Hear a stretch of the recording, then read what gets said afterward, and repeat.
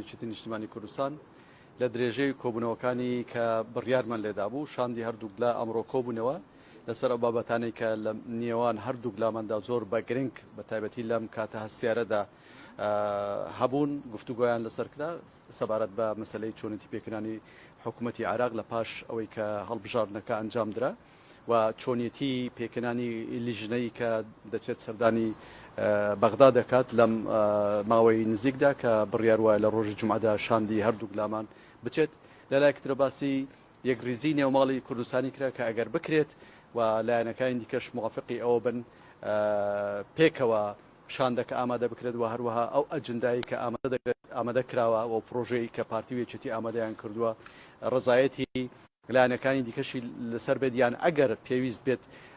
هەندێک شتی ئەوانیش کە پیان باشە ئێزافە بکرێتە سەری بۆ ئەوی کە ببێتە بەرنمەیەکی کوردستانی گشتگیر و شاندەکەش نوێنەراتی هەموو خەڵکی حزبەکانی یان لایەنەکانی کوردستانی بکات بۆ بەشداریکردن لەگەڵ لایەنەکانی دیکەی هەم شیعە هەم سونە لە بەغدا بۆ ئەوی کە بتوانین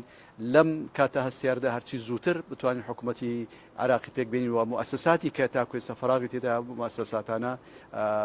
دەست بەکار ببنەوە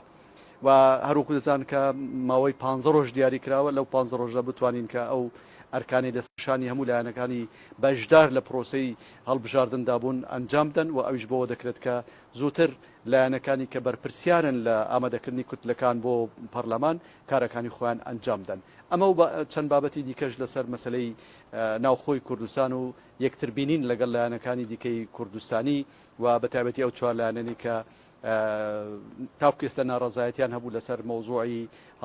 نەتیجەی هەڵبژاردنەکان و دیارەیەکێتی نیشتیمانی کوردستان سەردانی چەند لایەنێکی کردووە و ئەوە ئێمەش دەرگامان هەر وەکو پێشوو باسمان کردو لە دوای پرۆسەی هەڵبژاردنەوە دەرگامان کراوە بووە و ئامادەیمان هەبووە کە یەکتر ببینین و دانیشتن بکەین و ئەو کێشانەی کە هەیە بە گفتوگۆ لە نێوان خۆماندا چارەسەری بکەین ئێستاش بەردەوامین لەسەر ئەم ڕێچکەیە کە بەڵێ ئامادەین بۆ گفتوگۆ لەسەر هەموو لایەنەکان چونکە ئەمە خێر و بەرژەوەندی هەموو خەڵکی کوردستانی تێدا هەیە. سپاس هەموو لایەک بەخێر بێن زۆر خۆشحاڵن کە هەموو جارێ دەتوانین لە ڕێگای ئێوە تازەترین هەواڵ ڕابگەین و خەڵک دڵخۆشی بە کۆبوونەوەکان و بە ئەنجامەکانی ئەم کۆبوونەوەی هەردوو شاندی مەکتەبی سیاسی یەکێتی و مەکتەبی سیاسی پارتی دیموکراتی کوردستان وەکو هەفتانە لەوە پێش کۆبوونەوەی هەبووە لەسەر چەند بابەتێک گفتوگۆ کرا بابەتی یەکەمی ئەوە بوو کە ئێمە لە داهاتوێکی نزیک هەیئەت بڕوا بۆ بەغا ڕۆژی جومعەی داهاتوو و لەو سەفەرەی ئەو هەیئەتە بۆ بەغدا بۆی بەردەوام بێت چونکە پێشترێ ئەگەر باسی ئەومان کرد پەلە نییە بۆ مەسلەی یان ئەو پەلەیە نییە بۆ ئەو گفتوگۆیانە و کەوتنە گفتوگوی ڕاستەوخۆ بەڵام ئێستا پاش ئەوەی نەتائیجەکان لە محکەمەی فیدرالی دەرچوو پاش ئەوەی بەڕێسەر و کۆمار بۆ کۆبوونەوەی یەکەمی پەرلەمان سێی نۆی ڕاگەیان پێویستە ئێمە هەیئەتمان هەبێ لە بەغدا و ئەو هەیئەتە بەردەوام لەگەڵ لاکان تر گفتوگۆ بکە لە ڕاستیدا زۆر جار هەوڵی ئەوە دەدرێت کە بە هەڵا هەڵوێستی پارتی دیموکراتی کوردستان نیشتیمانی نەقل بکرێت کە ئەم محوەرە دەرێت لەگەڵ ئێمەشتی میزار کردو ئەو محمەرەشت بڵاوە کاتەوە ئێمە تا ئەم لەحزەیەش لەگەڵ هیچ محوەرێک هیچ شتێکمان ئیمزا نەکردووە لە داهاتوودا پاش مناقەشەکردنی ئەو بەرنامەی ئێمە لەگەڵ محوەرەکان کام محوەر لە هەمویان نزیکتر بوو لە بۆچوونەکانی ئێمە ڕێزیگر لە ئیرادەی خەڵکی کوردستان جوابگۆ بوو بۆ پرسیارەکانیمە ئەو محوەرە لە ئێمە نزیکترین محوەرە و تا ئەم لەحزەیەش لەبەر ئەوەی نەکەوتە گفتوگۆ لەسەر ئەساسی وەرەخانە مەسەلەی دووەم کە باسمان کرد ئەویش مەسەلەی ئاشتەوای ناوماڵی کورد و یەکڕێزی لە کوردستان چۆن ئێمە لە ناو عێراق داوای یەکڕێزی دەکەین پێشتر دەبی خۆشمان یەکڕێزی خۆمان هەوڵی بۆ بدەین و بتوانین لە چەند ڕۆژی ڕابردوو ئەو هەوڵانەی کە هەبوون پێشتر لە 12/5ەوە کە لایەنە کوردستانەکان پێویستە کۆبنەوە بۆ ئامادەکردنی وەرەقەیەک ئەو پرۆژەیە کە لایەنی نیشتیمانی کوردستان و پارتی دیموکراتی کوردستان ئامادەکراوە وتمان لایەنەکانی تری کوردستانی کە پێشترێ بە بەهانەی ئەوەی کە یەکەلانە بۆ تۆ سکاڵاکانیان لەسەر نەتایجی هەڵبژاردن بێن گفتوگۆ بکەین لەسەر ئەو پرۆژەیە دەتوانین ئەو پرۆژەیە دەوڵەمەند کرێ و هەروەها بتوانن بەشداری بکەن لەو هەیئەتانێک کە دەڕۆن بۆ بەغدا بۆ گفتوگۆ و لە مزاکەرەت بەشداری بکەن. یەکێتی نیشتیمانی کوردستان لە پێرێوە کەوتە گفتوگۆ لەگەڵ لایەنەکان بە تایبەتی لەگەڵ گۆڕان و لەگەڵ هاوپەیمانی و ئەمڕۆژ لەگەڵ یەکگرتووی ئیسلامی و لەگەڵ بەیانی لەگەڵ کۆمەڵی ئیسلامی کۆ دەبێتەوە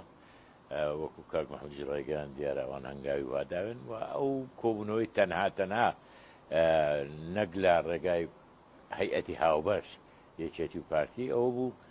لەبەر ئەوەیە چونکە ڕەنگە گۆڕان مشکلەی دەگەر یەکێتی زیاتر بێ بە حکمی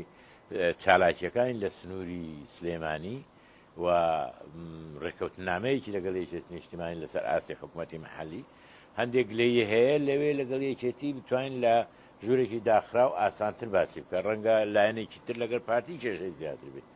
بۆیە ئەو فرسەتیان بدەینێ بۆی هەرچی لە دڵیاندایە بیڵێن ئەو جاوکات بتوانین کۆبوونەوەی هاوبەش بکەین تەنانەت دەتوانن ئەوان بەشداریش بکەن. بابەتی سێم کە باسمان کرد ئەویش بابەتی کەرکووک بوو بارودۆخێکی ئالۆز هەیە لە کەرکووک کەرکووک محورێکی ئەساسیە لە احتیماماتی ئێمە و ئەولویەتی خۆی هەیە بۆیە بڕیاری ئەوماندا کە لە هەرچی زووە ئەو هەیئەتەی کە پێویستە بۆ ئاساییکردنەوەی بارودۆخی کەرکووک بۆ چارەسەرکردن کێشەکانی کەرکووک کۆنە قۆناغی عەمەلی یەکێت نیشتیمانی نوێنەری خۆی بۆ مۆزوعە ئاماد دەستنیشان کردووە و پارتی دیموکراتی کوردستانی لە چەند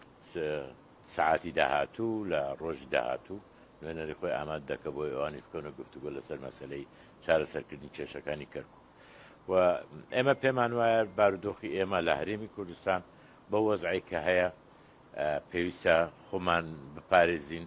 پاراستین تەجروبەکەی خۆمان زۆر باشتر لەوەی کە ئێمە هەوڵی ئەوە بدەین مجازفە بە پاشە ڕۆژی میلەتەکەمان بکەین لەسرە خۆ ئێمە نوێنەری قەزیەیەکین ناکرێ ئێمە خەڵک ڕازیکەین قەزیەکەی خۆمان بڕێن نە نوێنەراتی قەزیەکەی خۆمان دەکەین خۆیت زۆر سپاس. پرسی هەڵبژاردن باسکراوە هەردەمە گۆڕانکاریەک بێ باسەکەین بەڵام تا ئەم لەحزەیەش پرسی هەڵبژاردن سی نۆی داهاتوو قەرار وایە هەموو لایەنەکان بە پارتی بچێت واتە لای چوار لایەنەکەیت و لایەنەکان تر بێ کۆدابنیشن کۆبوونەوە لە داهاتوودا لەسەر تەشکیلی حکوومەتی نوێی عێراق. گوتمان ئێمە لە پاش پرۆسی هەڵبژاردنەوە بابەتەمان دوو قۆڵی و جارجار تاکتاکیش هەرم پارتیەکێتی ئەمەمان ڕاگەیاندووە کە پێمان باشە یەک ریزی نێوماڵی کوردستانی لە بەغدا پێکەوە بین و ئەم درزانەی کە دروست بوون ڕێژیان بکەین نەهێڵنێ و درزان بێن بۆی دەستی خراپ نێتراوین. ئێستاش لە هەمان ئاراستە و بە هەمان بۆ چوون دەڵێن هەر لایەنێک لەوە لایەنێکە پێی باشە پێکەوە بین ئێمە و یەکێتی هەردووکمان ئامادەین کە پێکەوە بین و گفتوگۆ بکەین و ئەجندای هەمومان بۆ چۆنێتی پێکەنانی حکوومەت بۆ پاراستنی ئەو دەستکەوتانە و بەرژەوەندەکانی کە هەمانە لەگەڵ حکوومەتی عێراقی بپارێزین پێویست بۆ دەکات کە پێکەوە بین بۆیە ئێمە ئامادەین و ئەو پرۆژەی ئامادەشمان کردو ئەو پرۆژێش قابلی ئەوەیە کە ئەوان ئەو شتانەی کە هەیەە بێن دەوڵەمەندتری بکەن یان ئەوەی کە پێیان باشە لەگەڵ ئێمە گفتوگۆ بکەن مناقەشە بکەین زیادی بکەین بەڵێ ئێمە حازرین هەم تاکتاک هەم بە وەکو دوو لایەنی پارتی و یەکێتیش لەگەڵ لایەنەکان پێکەوە دابنیش. شاک مەحموود ئەو قەلەقەیەکە ئێستا لە ناو خەڵکا دروست بۆ هەتا کاندیدەکانیش نازان کە هەڵبژاردن دەکرێت یان نا ڕێی ئێوە لە پارتی دیموکراتی کوردستان لەبارەی وچی هەڵبژاردن لە کاتی خۆیدا دەکرێت. وابزانم ئەوەی کە کاک سعدی گوتی واضح بوو لەوەی کە تاکو ئێستا وادەی هەڵبژاردن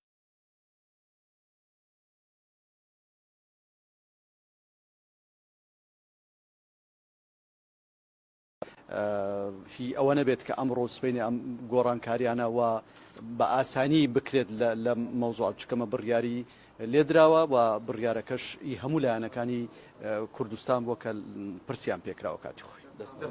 زۆر